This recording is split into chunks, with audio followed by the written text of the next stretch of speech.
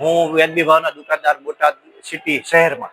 તો વરસાદ પડવાથી 4-5 દિવસમાં ચોખામાં જનેડા પડી જાય એ કુદરતી પ્રક્રિયા છે, એમાં તો બીજું કંઈ થઈ શકે નહીં. બાકી ઘઉંમાં પણ ઘઉં ઘણી વખત જૂના આવી જતા હોય છે, તો એ બહુ એટલા બધા ક્વોન્ટિટી આવતી નથી, પણ છતાં આવી જતા હોય તો એનો સામાન્ય રીતે ગોડાઉન મેનેજર સાફસૂફી કરીને નિકાલ કરી શકાય.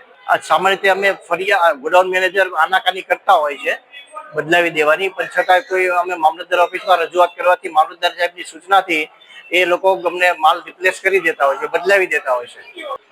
સામાન્ય રીતે લોકો લઈ જતા હોય તો પણ એને સાફ કરીને યુઝ કરતા હોય છે, પણ જનેડા તો ઓટોમેટિક નીકળી જાય, સાફ કરવામાં જ આવતા હોય છે. એટલે એવું કઈ ખાસ નુકસાનનો પ્રશ્ન નથી, પણ સડેલા અને પાવડર વાળા ઘઉં ખરાબ હોય તો એને નુકસાન આરોગ્યને થઈ શકે ખરું. એટલે આના માટે તો દુકાનદાર ઘઉં ચોખા સામાન્ય રીતે બદલાવી દેતા હોય છે. અને બાકી તો અમે વધારે જથ્થો હોય અમારી પાસે તો અમે ગોડાઉન મામલતદાર સાહેબને વાત કરીને ગોડાઉન મેનેજરને વાત કરી હતી, અમને જથ્થો બદલાવી દેતા હોય છે, સારો આપતા હોય છે ને પાછો લઈ લેતા હોય છે, પછી ગોડાઉન મેનેજર જે કરે તે.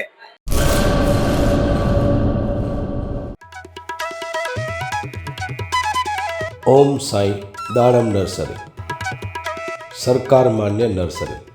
બાગાયત ખેતી કરતા ખેડૂતો માટે ખુશખબર. દાડમની ખેતી માટે ઉત્તમ છોડ મેળવવાનું સ્થળ એટલે ઓમ સાઈ દાડમ નર્સરી.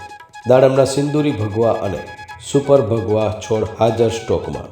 સારી ગુણવત્તાના બિયારણમાંથી તૈયાર કરવામાં આવેલા દાડમના છોડ મેળવવા અવશ્ય એકવાર મુલાકાત કરો. કચ્છ ગુજરાતમાં કોઈ પણ સ્થળે ડિલિવરી કરી આપવામાં આવશે.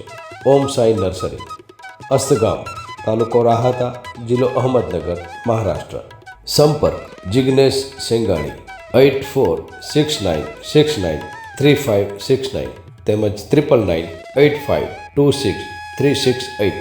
અર્પિત પટેલ 7041389359 તેમજ 9586383685.